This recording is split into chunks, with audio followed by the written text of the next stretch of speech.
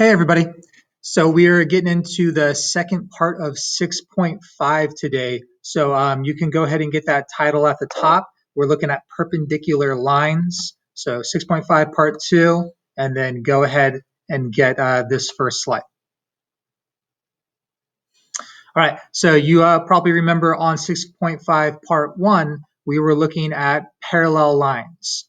All right, and if you remember the rule with parallel lines were that they had the same slope.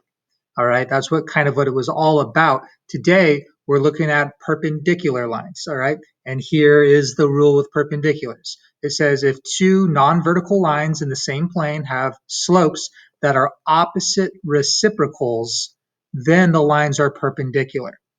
Okay, so perpendicular slopes, they are not the same as one another. They are opposite reciprocals of one another. And we'll get into what that means on the next slide.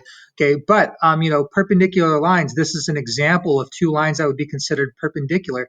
The reason why I know these are perpendicular is because they cross at a 90-degree right angle. Okay, that's what it means to be perpendicular. Okay, so that's, maybe something you want to point out in your notes. You can say, like 90 degrees or whatever. Okay, but that's the big thing, a right angle. Okay, so opposite reciprocals are slopes. That's what we're going to focus on first. And I just want to remind you guys what it means to find the opposite reciprocal of a number. Okay, so go ahead, copy this example, these three things, and we'll do them together. Okay, so opposite reciprocal, you probably already are familiar with this, but it's a really simple idea. The opposite reciprocal of a number is us taking the opposite sign. So if it's positive, it turns negative. If it's negative, it turns positive. And then the reciprocal, which means us flipping the fraction. Okay, so if we're taking a look at letter A, the opposite reciprocal of negative 3 over 2 would be a positive 2 over 3. Okay, we did the opposite sign, we flipped our fraction. Okay, on letter B, the opposite reciprocal of positive 1 over 2 would be a negative 2 over 1. Okay, and then on the last one here, C, the opposite reciprocal of 4. Well, remember, obviously it's a positive 4, so the opposite is going to be a negative. Okay, the reciprocal of 4, remember, we can think of 4 as 4 over 1, right? So that means the reciprocal of it is going to be a 1 over 4. All right, and really that's the only thing that differs from the last lesson. We're going to have a lot of the same problems, okay, but when it comes to finding the slope of our line, it's not going to be as simple as just saying, oh, it's the same as the other line. No, we're going to have to find the opposite reciprocal, and then that will be the slope of our perpendicular line. Okay, so let's try some out. Okay, well, I guess before we get to this, let's see. Perpendicular lines, let's just kind of read through this and I'll see if I want you guys to actually copy anything. It says two lines in the same plane are perpendicular if they intersect to form a right angle. Horizontal and vertical lines are perpendicular to each other. Okay, so I don't really need you guys to copy this. We already pointed out that perpendicular lines cross at a right angle here. This is probably more confusing, but you can kind of see here what they're trying to say is, if the slope of one of our lines is a negative 3 over 2, the slope of a perpendicular line is going to be a positive 2 over 3, the opposite reciprocal. Okay, so this is just a little bit extra stuff. We'll skip past this. Okay, so let's try out this problem here where they're asking us to determine which lines, if any, are parallel or perpendicular. So doing both things here. So copy this and we'll do this together. Okay, so I guess one thing we might want to do is let's number these or let's letter them. So let's call this A, let's call this one B, and let's call this one C, just so we can kind of make our answer a little bit easier to understand. Okay, so here's the thing. For us to figure out if our lines are parallel or perpendicular, we need to figure out what the slopes of these lines are. All right. If you guys take a look at letter A, we know what the slope is. It's a 5. Okay, if you guys take a look at letter B, this thing isn't in slope-intercept form yet, so we don't exactly know what it is. So we need to solve this thing for y. We need to put it into slope-intercept form, which, just a little reminder, y equals mx plus b. That's the form we want to get this thing into, where m is our slope. Okay, so let's go ahead and solve this thing for y. First thing, I'm going to subtract x over to the right. Okay, I have a positive 5y on the left. On the right, you guys remember, I'm going to put that negative x first and then the positive 2. Okay, now I can get rid of this 5. It's being multiplied, so I'm going to divide both sides. Okay, so I get y equals, remember this negative x, this is really a negative 1x, right? So this is going to be a negative 1 over 5x. Okay, and then the y-intercept, we're going to get a positive 2 over 5. That's okay. That doesn't really matter. What matters is that our slope is a negative 1 over 5. We'll come back to this. Let's get these all solved and figure out their slopes, and then we can talk about what are parallel, what are perpendicular. Okay, so let's go ahead and do it with c here. Let's solve this thing for y. Okay, so there's y. First thing, this positive 2x, let's go ahead and bring that over to the right.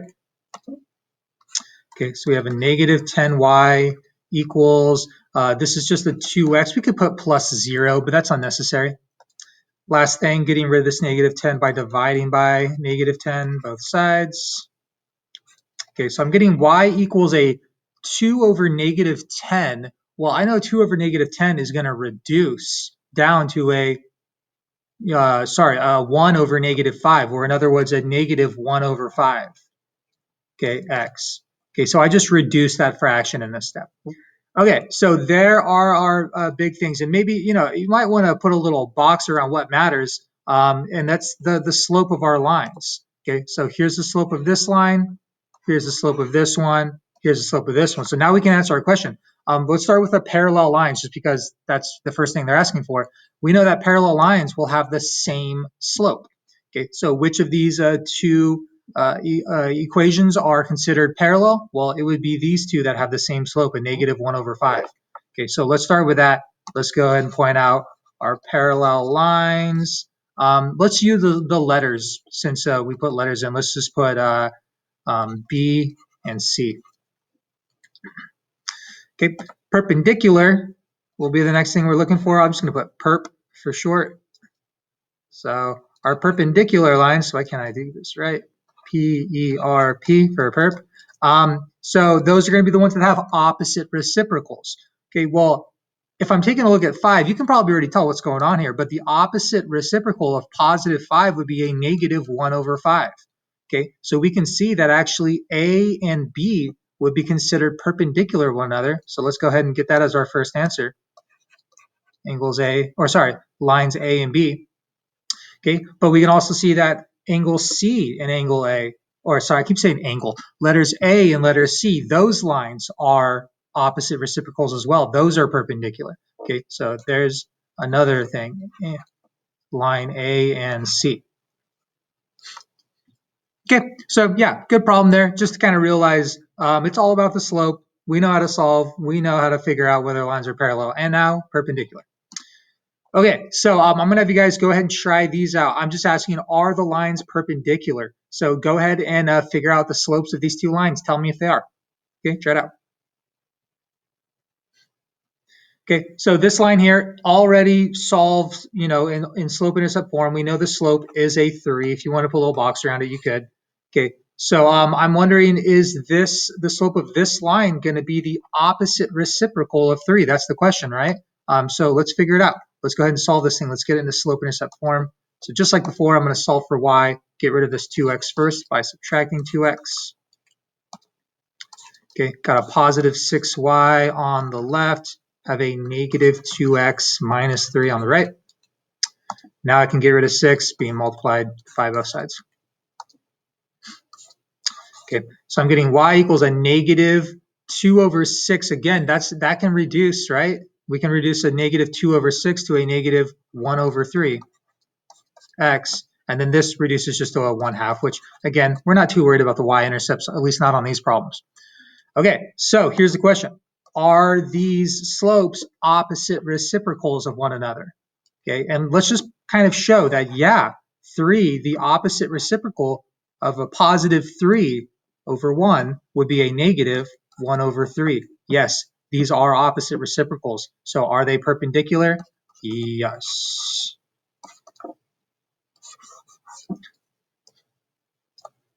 Okay, cool. Let's keep moving. All right, so now that we know how to, figure out perpendicular lines and their slopes, let's try a problem that is a lot like the ones we saw in the last lesson. Go ahead and copy these directions. We'll try this one together. Okay, so it's saying write an equation of a line that passes through this point and is perpendicular to this line. Okay, if you guys remember when we did these problems, I suggested kind of doing the 3 steps. All right, and the first step, if you guys remember, was finding the slope of our line that we're looking for. Okay, so let's go ahead and do that. All right, here's the thing. When we are dealing with parallel lines, if they gave us a problem like this, we would know, oh, our slope is also 2, parallel lines. They have the same slope. On this one, we're looking for a perpendicular line to this one. So our slope is not going to be a 2. It's going to be the opposite reciprocal of 2. So let's go ahead and show that we're finding the opposite reciprocal of a positive 2, and that would be a negative 1 over 2. Okay, so that is the slope of our line right there. It's not our answer, but we'll put a box around it just to kind of make it stand out. Okay, so there's the slope of our line. Okay, now we need to figure out, okay, and you guys remember, when we're writing the equation of a line, okay, in slope-intercept form, we need 2 things. We need the slope and we need the y-intercept. We just figured out the slope. It's a negative 1/2. Now we need to figure out the y-intercept of our new line. It's not a 3. That's the y-intercept of this other line. We don't care about that. We want to find the y-intercept of our line. Okay, so we're going to plug in our x value, our y value, and our new slope into slope-intercept form and solve for b, just like we were doing on those other problems. So technically, this is us doing step number 2. But yeah, we're going to find the y-intercept. So let's go ahead and plug in. Just a reminder over here, this is my x value, this is my y value, this is my slope. We have everything we need to be able to solve for b. So let's plug it into this thing, which I wrote it up here. I'm going to write it down here again just to really show myself what I'm doing if I were to look back in my notes. Okay, so our y is a negative 5. Our slope we just figured out is a negative 1/2. Our x is a positive 4. And what we do not know is our y-intercept. Okay, from here, pretty easy math, especially since, our fraction, we can take a 1/2 of 4 easily. So negative 5 on the left, 1/2 of 4 is 2, but it's a negative half, so we're going to get a negative 2 plus b. Solving for b, getting rid of this minus 2 by adding 2. It looks like we're getting negative 3 equals b. I'm going to flip it around.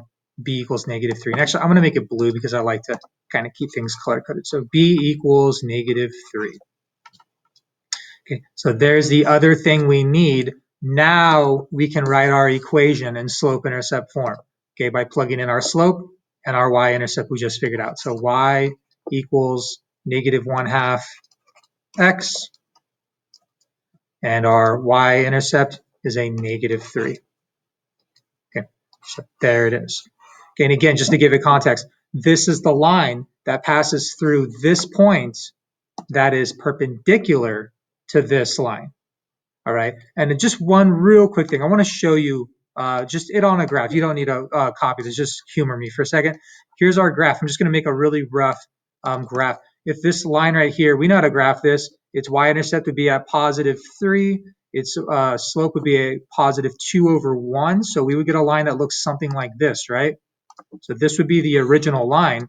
Our perpendicular line, if I were to graph this thing, it crosses at negative 3, and its slope is a negative 1 over 2. That means down 1 to the right 2, we would get this line, okay, which you can see. I mean, my graph's not perfect, but these would be perpendicular. They would cross at a 90-degree right angle, even though like it's not perfect here because I really just kind of fudged this. But I want to just kind of show you 4, negative 5. Okay, if I went to the right 4 and down 5, yeah, that would land on my graph. Okay, so this is what we're doing here. We figured out this line here by doing some algebra. Okay, so I'm gonna have you guys try one out. Okay, same idea. You can probably just maybe copy this. Passes through 4, 3, perpendicular to line 4, x minus 7. So go ahead and get this stuff here. Okay, start by finding the slope of our line that is perpendicular to this one. Okay, its slope is not going to be 4. Okay, figure out what it's going to be. After you find that, plug in the point and your new slope and solve for b. Okay, plug it into slope-intercept form when you get to step number 2. Okay, so go ahead, try this out on your own. All right, so the slope of this line is a 4. I know that since my line is perpendicular, it is the opposite reciprocal of this slope. This is a 4 over 1, a positive 4 over 1. So its slope is going to be a negative 1 over 4. Okay, so there's the slope of my line. Okay, now I can plug all of this mess in. I can plug in my x value, my y value, and my slope into this thing, and I can figure out the y-intercept of my line. Okay, so let's start with my y value. It's a 3. My slope is a negative 1 over 4. My x value is a 4. And what we do not know is the y-intercept of our new line. All right, and again, this kind of works out nice. Usually these problems will do that for you. These will turn into a nice clean number. Not always, though. We saw one before that. I think it was on one of our homework where we had to deal with the fraction and get common denominators. But that's not happening here because we get 4 over 4, or negative 4 over 4, which reduces down to just a nice clean negative 1, right? Okay, so B. And by the way, if this is confusing for you, it wouldn't be a bad idea to maybe go one more step. Show yourself, okay, 4 times 1, I'm getting a negative 4 over 4 plus b, and then going one more step to show you, oh, that's why I'm getting a negative 1 here. If that feels like something that you want to see in your notes, just to remind you. Okay, last thing, adding 1 to both sides, and it looks like we're going to get b equals 4. Okay, so now that we know our slope and our y-intercept, we can write the equation of our line in slope-intercept form. So y equals our slope, negative 1 over 4x, and our y-intercept, a positive 4. Okay, that is the line that goes through this point and is perpendicular to this line. Okay, so yeah, that's perpendicular lines. Some good algebra in these, but nothing too crazy as far as figuring out slopes and whatever. So hopefully you guys are feeling good, and I will see you in class. Bye-bye.